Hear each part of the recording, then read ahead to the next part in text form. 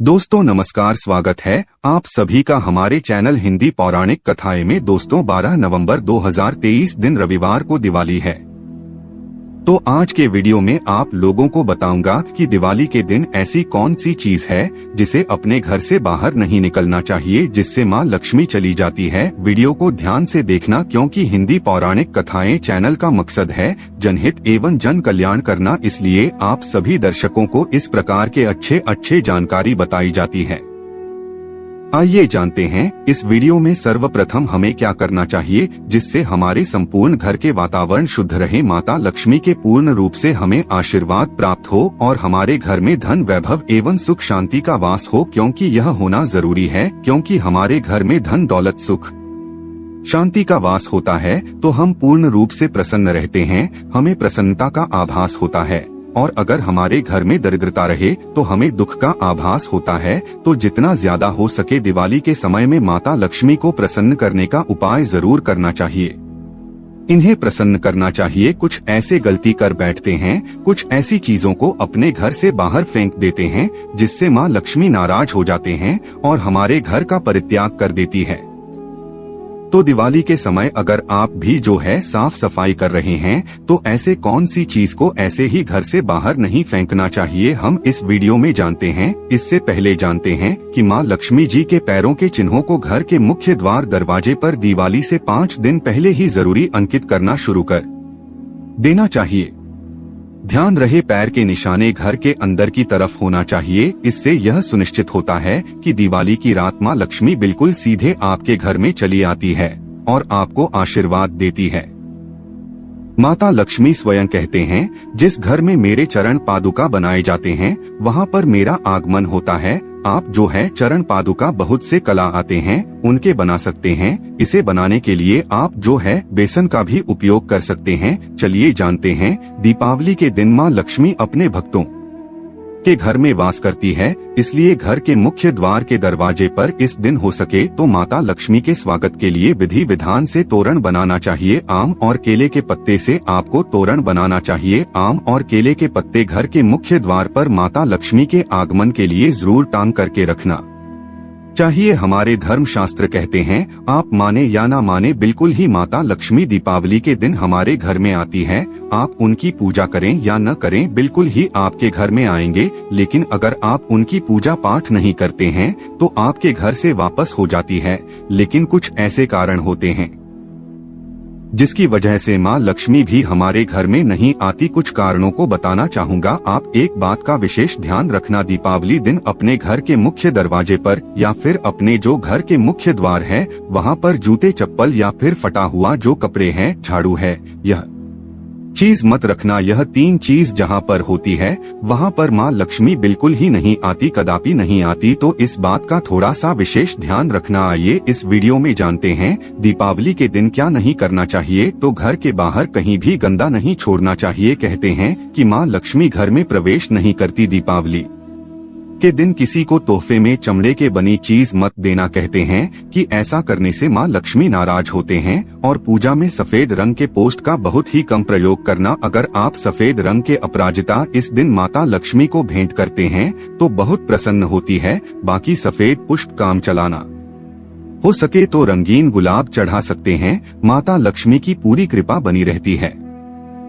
माता लक्ष्मी कमल के पुष्प इससे अत्यंत प्रिय है, कमल के पुष्प चढ़ा सकते हैं। दीपावली के दिन किसी भी गरीब व जरूरतमंद अगर कोई आपके दरवाजे पर आ जाए तो खाली हाथ लौटने न देना। हो सके मां लक्ष्मी कोई रूप बना करके आपके घर में आ जाए, आपकी परीक्षा लेने आ जाए, इस बात का विशेष ध्यान रखना चाहिए। आइए इस वीडियो में जानते हैं कि दीपावली के समय में सफाई में भूल करके हमें क्या ऐसी चीज है जिसे नहीं फेंकना चाहिए। वीडियो में आगे बढ़ने से पहले, जानकारी बताने से पहले सभी दर्शकों से निवेदन करना चाहूँगा, कमेंट बॉक्स में अभी तक जय मां लक्ष्मी नहीं लिखे हैं तो मां लक्ष्मी जरूर लिखना, क्योंकि माता लक्ष्मी सहाय करेंगे। माता लक्ष्मी से मैं प्रार्थना करूंगा, क्योंकि दीपावली के दिन मैं खुद साधना करता हूं, मंत्र जाप करता हूं। तो उस दिन मैं माता रानी से प्रार्थना करूंगा कि जितने भी मेरे सब्सक्राइबर हैं, जितने भी मेरे चैनल हिंदी पौराणिक कथाएं में जुड़े हैं, सभी की गरीबी मिटाओ, निर्धनता मिटाएं।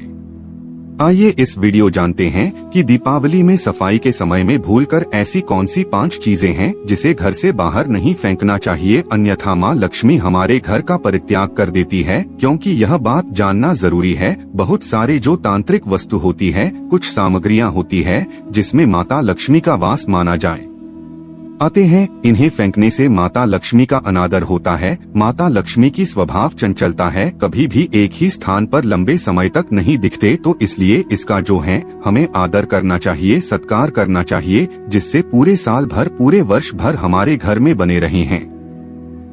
तो पहला है शंख और कौड़ी। दिवाली की सफाई के दौरान पूजा के सामान में अगर पुराना शंख और कौड़ी मिल जाए तो इसे भूल करके मत फेंकना। ये दोनों चीज जो है माता लक्ष्मी का प्रतीक माना जाता है। आप इसे अपने घर से नहीं फेंक रहे बल्कि माता लक्ष्मी को फेंक रहे हैं। घर में पवित्र स्थान पर आप रख सकते हैं। कहते हैं कि इन्हें घर से बाहर निकालने पर घर से लक्ष्मी चली जाती है। यह छोटी छोटी चीजों को हमें बिल्कुल ही जानकारी अपने अंदर रखना चाहिए। सारी जानकारी काम आते हैं। इसके बाद आते हैं जादू। जादू का संबंध माता लक्ष्मी से है। शास्त्रों के अनुसार दीपावली के समय साथ झाड़ू नहीं है जिसमें कंकड़ आ गए हैं, तो इस प्रकार के झाड़ू को मत ठीक ना देखिए। झाड़ू को का फेंकना चाहिए तो अमावस्या के दिन झाड़ू को नहीं फेंकना चाहिए। दीपावली के दिन अमावस्या होता है, लेकिन इस दिन क्यों नहीं फेंकना चाहिए? क्योंकि इस दिन लक्ष्मी प्राप्ति करने का दिन होता है। घर से दिन भर का चली जाती है। जो आपके घर में पुराने झाड़ू है,